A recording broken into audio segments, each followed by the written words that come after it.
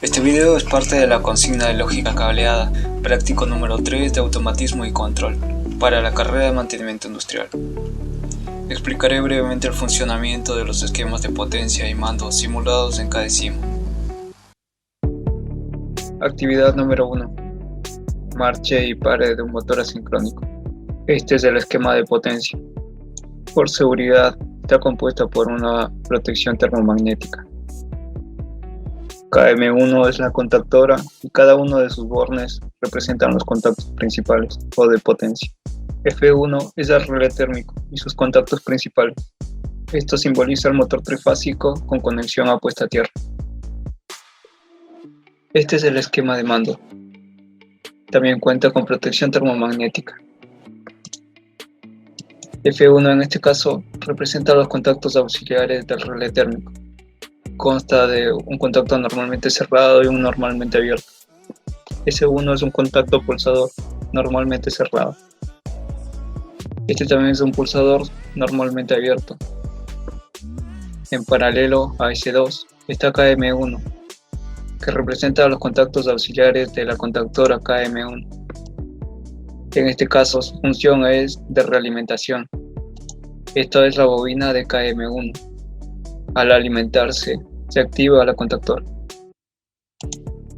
Se insertaron dos lámparas para señalizar. H1 señaliza la puesta en marcha del motor y H2 señaliza la parada de emergencia del motor en caso de que F1 se active por sobrecalentamiento del motor. Se procede con la puesta en marcha de la simulación. Se activa la termomagnética. En el esquema de mando se pulsa S2 para alimentar el contacto auxiliar de la contactora. De esta forma queda energizado y alimenta a la bobina, la cual activa la contactora. La luz H1 indica que el motor está girando. Para detener el motor hay que pulsar S1. En caso de sobrecarga, F1 va a actuar. De esta forma se desvía la energía y se observa en H2 con una iluminación roja. Actividad 2. Inversión de marcha de un motor trifásico. Para invertir el giro de un motor trifásico se requiere de dos contactoras. De esta forma se invierte la alimentación en los bornes del motor. Por resguardo, en el esquema de mando es necesario un método de protección para que no se activen en simultáneo KM1 y KM2. En el esquema de mando la etapa principal sigue siendo lo mismo. Para ver su funcionamiento es mejor verlo en simulación. Para comprender el funcionamiento de este esquema hay que tener en cuenta que la contactora KM1 o KM2 consta de contactos auxiliares, normalmente abierto y normalmente cerrado.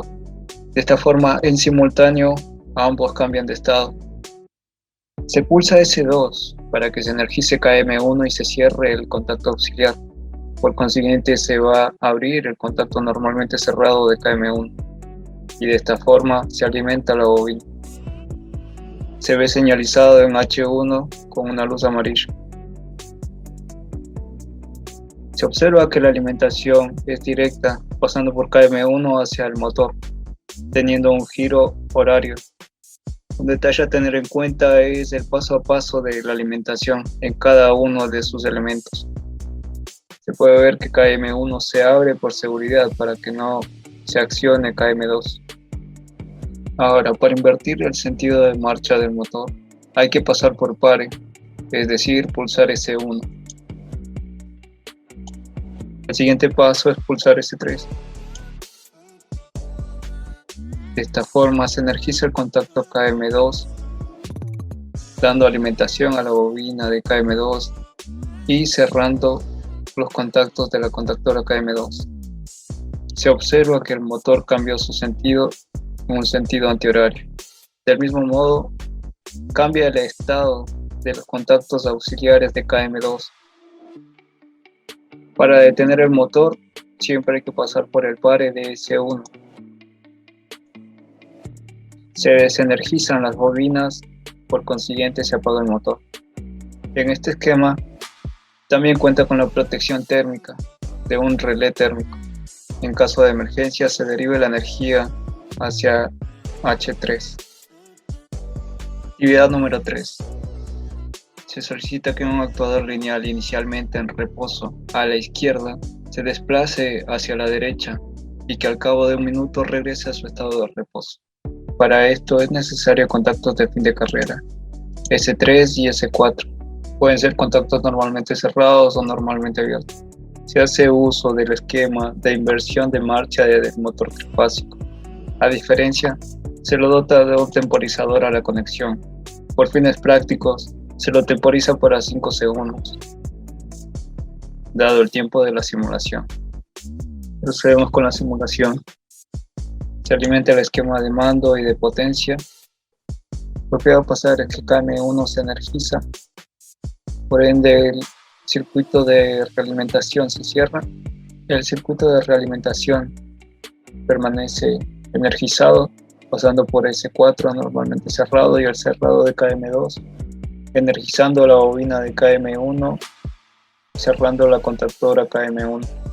De esta forma el motor gira en sentido horario, haciendo que el actuador se desplace hacia la derecha. Siguiente paso será llegar a fin de carrera S3.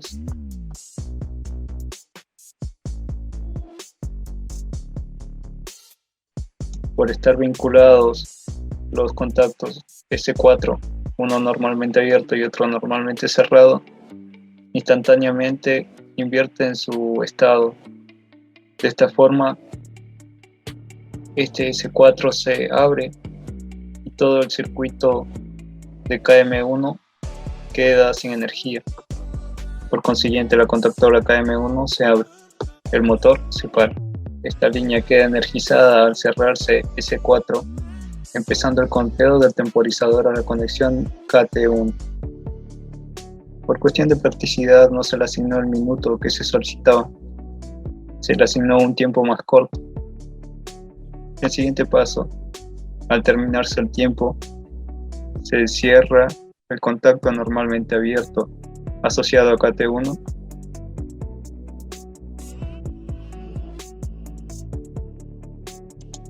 Por consiguiente se energiza el circuito de realimentación de KM2. Procediendo de forma similar, se alimenta la bobina de KM2, cerrándose el circuito de la contactora KM2 e invirtiendo el giro del motor en sentido antihorario. De esta forma el actuador lineal se desplaza hacia la izquierda, llegando al fin de carrera inicial S4 y apagando el motor.